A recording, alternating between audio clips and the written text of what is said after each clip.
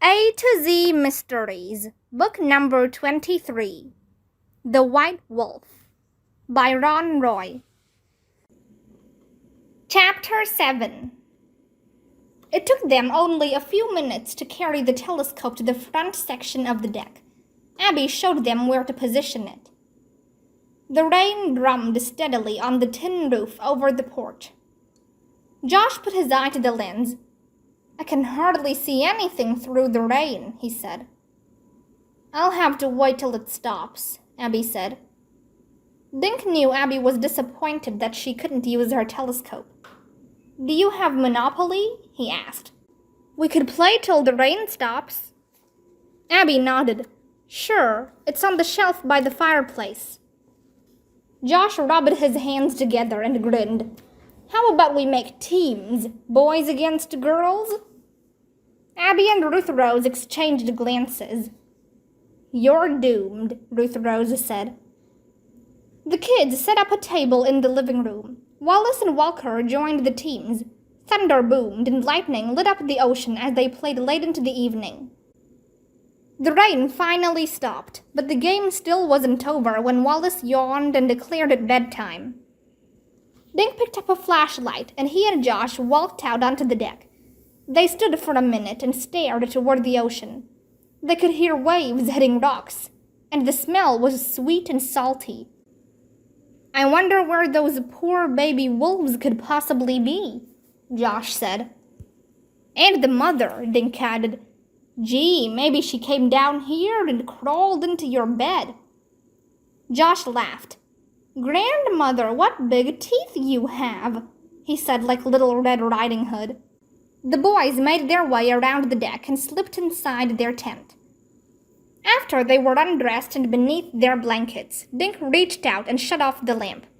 He was almost asleep when Josh grabbed his shoulder. "Dink," Josh whispered, "something's moving around outside the tent." Dink opened his eyes. "What? All I hear is you keeping me awake." "Shh, listen," Josh hissed. Dink yawned. "Josh, if you're—" Then Dink heard a slithery noise, like something scratching against canvas. Dink gulped. Josh was right. Something was outside their tent. A moment later, he heard a wolf howling.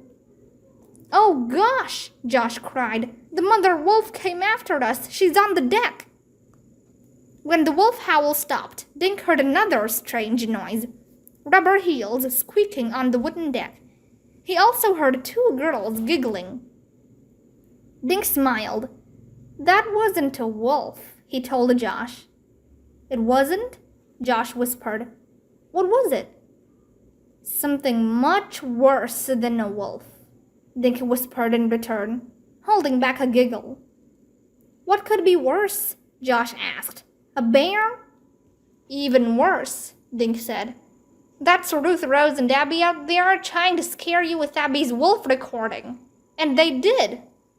"Did not," Josh said. "Did too," Dink said, just before he fell asleep. The next morning was bright and sunny. The only signs of the storm were a few puddles. "What do you kids have planned?" Wallace asked at the breakfast table. "I'm going to sit at my telescope until I find those people who took the wolf pups," Abby said. "We'll help her," Dink said. "We can each take turns looking through the telescope." Wallace stood up and carried her plate to the counter. "Well, I'm going grocery shopping. Food disappears fast in this house." "I'm going to work on my plane," Walker said. He helped clear the table, then left through the back door. Abby, Dink, Josh, and Ruth Rose took turns peering at the ocean through the telescope. They saw hundreds of boats of all sizes and colors. Ruth Rose pointed out a woman who was sailing a small boat. She had short blonde hair. Abby shook her head. "No, the one I saw had a ponytail," she said. "It was sticking out that little opening in the back of her baseball cap." It was Josh's turn at the telescope. "Hey, Abby, take a look," he said. "A woman with long blonde hair is going by on a blue motorboat." Abby quickly took Josh's place at the telescope. She put her eye to the lens. That's her, she cried. She's even wearing the same baseball cap. Abby pointed to the boat in the harbor. Let's watch where she goes. They watched as the boat moved away, growing smaller in the distance. I've lost her, Dink said. There are too many small boats out there. Well, I can still see her, Abby said, her eyes still at the telescope. A few seconds later, Abby backed away from the telescope. The woman went to one of the small islands, she said. She tied her boat up at a dock with a blue awning at the end. Each of the kids looked through the telescope. Each could see the dock and the blue canvas. Now what do we do? Ruth Rose asked. Abby looked at Ruth Rose. Someone has to check out that island, she said. Chapter 8. Who? Asked Josh. Us. We could look for more clues, Ruth Rose said. How do we get out there? Josh asked. By swimming? Morris usually comes by around 9:30, Abby said. You can hitch a ride with him. He brings hikers and bird watchers out to the islands all the time. 15 minutes later, Dink, Josh, and Ruth Rose were sitting on Wallace's dock waiting for the mail boat. Josh was carrying food in his backpack. Ruth Rose wore a smaller pack, holding Abby's tape recorder. Why are we bringing the tape recorder? Dink asked. Abby said we should ask Mortis to go by those rocks where the seals live, Ruth Rose said. If we get close enough, I'm going to try to record their voices. There's Mortis, Dink said, standing and waving. A white flat-bottomed boat chugged up to the dock. A man wearing a sea captain's hat waved at the kids. Need a lift?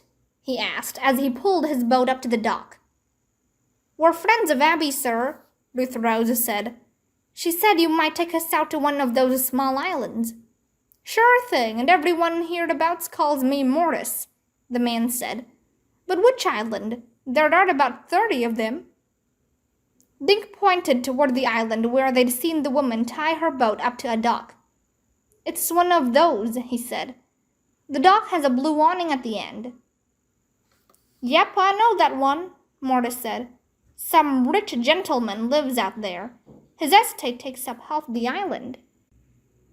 Mortis looked at the kids. I don't think he welcomes visitors, he said. Josh held up his pack.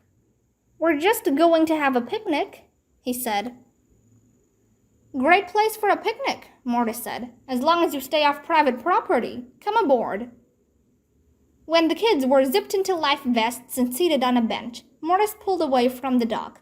He directed his boat toward a cluster of 3 small islands. Each had a different colored awning stretched over the water at the end of a dock. What are the awnings for? Josh asked. They protect the boats from the sun and rain, Mortis explained. You step into your boat, you don't want to sit on a hot seat or a wet one. Mortis headed toward the smallest of the 3 islands. He pulled up to the dock, and the kids stepped out of the mailboat. They dropped their packs in the shade under the blue awning. Tied to the dock was a motorboat painted the same blue. The kids slipped out of their life vests and passed them to Mortis. Thanks for the ride, Ruth Rose said. Mortis handed Dink a magazine and some other mail. Would you mind leaving this inside the gate? He asked, pointing toward the other end of the dock. Sure, Dink said. I'll swing by here for you in about a half hour, Mortis said. Can you be finished with your picnic by then? No problem, Josh said. Mortis gunned his engine. Okie dokie, see you later. The kids watched Mortis pull away. Soon his boat was just a speck on the water. The dock was quiet and cool under the awning. The only sound was made by the water gently slapping against the small blue boat. Now what? Asked Josh. The kids turned away from the water. The dock was as long as 2 school buses. At the other end was a small sandy beach. The whole island was covered with trees and bushes, but part of it was fenced off. Behind the fence, among tall trees and thick shrubbery, they could see a chimney and part of a roof. "That must be where the rich guy lives," Josh said. He glanced down at the boat. "I wonder if that blonde woman lives there too." "We can't go inside the fence," Dink said. "No, but we can peek through the gate when you leave the mail," Ruth Rose said. "Let's go," Dink said, reaching down for his backpack. "We've only got a half hour." "What's that stuff?" Ruth Rose asked, pointing to a blue smudge on the gray dock. Ruth Rose knelt down for a closer look. She touched the smudge, then smelled the tip of her finger. "What is it?" asked Dink. Ruth Rose looked up at Dink and Josh. "It's blueberries," she said.